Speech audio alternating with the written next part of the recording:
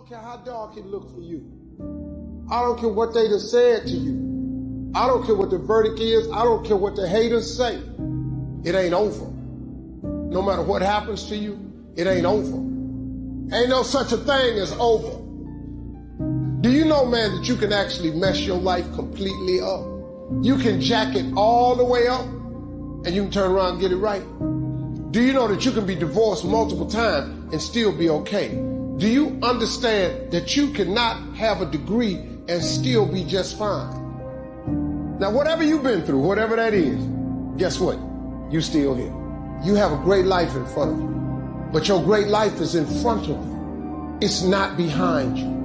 Pull yourself together and quit tripping because you in the process. God is processing you.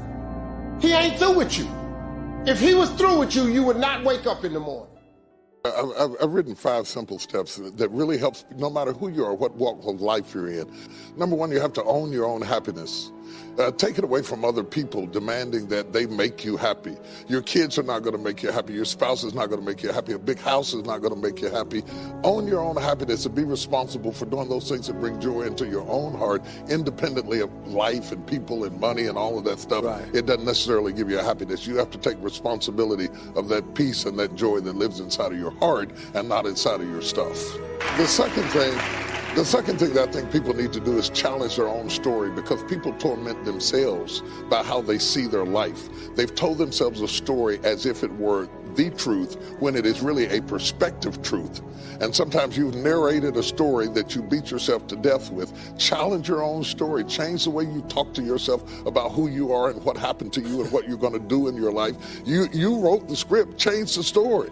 Change the dialogue. You can, am I right? You know? Yeah. The third thing that I think is very important is to enjoy the journey, not the destination. A lot of us delay our happiness. When I get to this level, when I get my degree, when I get the kids, when I get married, I'm going to be happy. Enjoy the journey. Enjoy the whole step, the whole process. Every day that you get up to strive for whatever it is you're after. You know, I'm a goal-oriented guy. Yeah, absolutely. But you don't celebrate when you get to the finish line. Celebrate all along the way. Celebrate all along the way. The other point is make relationships count. Making your relationships count, because everything is about relationships. First of all, your relationship with God.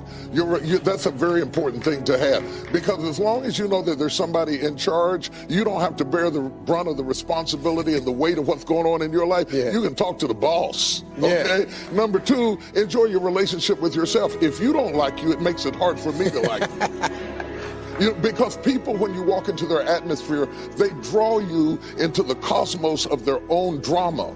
And if they're full of drama without you, when you come in, you become caught up in the cyclone of their drama. Yeah. Enjoy your relationship with yourself. And then anybody else who comes in, they enter into a party you already started. You understand? Yeah, yeah. And then the relationship with your kids, the relationship with your spouse, the relationship with your friends, taking time to enjoy the relationships, because there is no fruit. Nature teaches us that there is no fruit without relationships.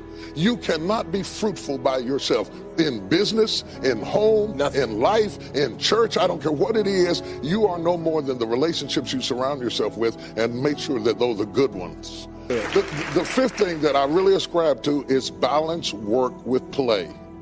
You can't do all of either one and be successful. And to those whom much is given, much is required. And if you work really hard, you're a really diligent person, make sure that you do some play to balance your life out. If you play real hard but you don't work very much, you're going to be fun, but you're going to be hungry. You know what I'm saying? You got to balance work with play. You have to balance that with your children. If you're always a disciplinarian, your daddy going to get you when you get home. I don't want to always be the police in the house. Yeah. I want to be the fun guy sometimes. Balancing work with play causes not only for you to be holistic, but for people to get a better perspective of who you are. I get on my Instagram and I put crazy stuff. My kids died. I just yesterday, I put me sweating in the gym saying they said it's going to be fun, but it hadn't gotten fun yet. You know, to let people know that everything is not serious every day. That's too much pressure. We've got way too much pressure on us to be the people we were created to be. You can't get out of something that you're not willing to put into it. You have to put your everything, your mind, your energy, your effort, your discipline, your tenacity. Nothing is going to jump out the fire if you don't throw something in there. It's not going to happen. It's a commitment. It's not a feeling. Commitments don't have nothing to do with your feelings. You do it because you're supposed to.